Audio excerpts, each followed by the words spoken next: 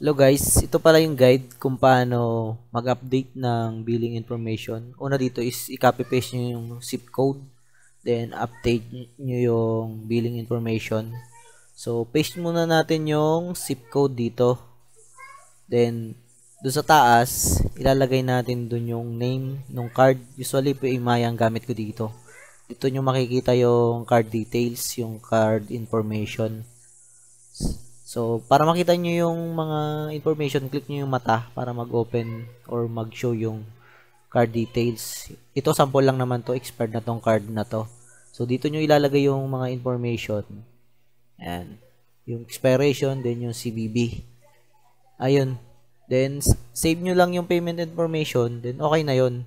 Once done na, pwede nyo nang i-click yung make a payment. Then, lalabas tong pop-up na to. Submit lang. Then, lalabas to. Okay na yon. Then, completed na yung status.